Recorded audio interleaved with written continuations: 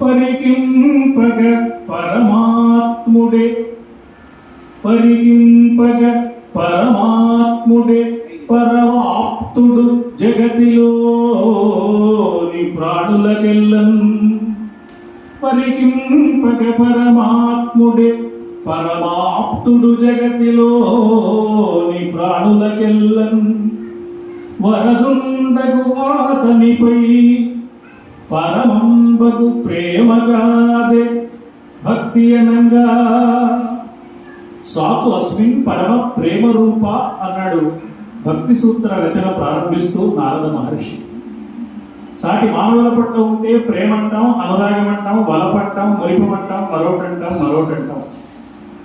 ఆ ప్రేమ పరమాత్ముని వైపు మరలితే తిరుగులేదవుతుంది.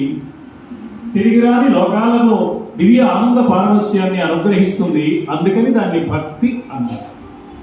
ఆ భక్తి కలిగినప్పుడు ఏమవుతుంది? పరమాత్మ యందు ప్రేమ తీవ్ర రూపాన్ని ధరించినప్పుడు ఏమవుతుంది?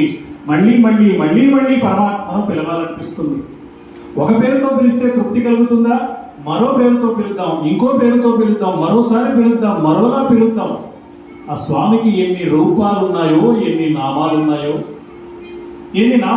ఎన్ని రూపాలున్నా అన్ని నామరూప భేదాలకు అతీతంగా వేదవేద్యుడైన పరమాత్మ ఒక్కడే అయిన పరమాత్మని పెక్కు నామరూపాలలో దర్శిస్తూ మళ్ళీ నోరారా తనివి తీరా పిలుస్తాడు భక్తుడు. పిలిస్తే ఎలా ఉంటుందో మనకు తెలియాలి కదా. ఇప్పుడు తెలుసు.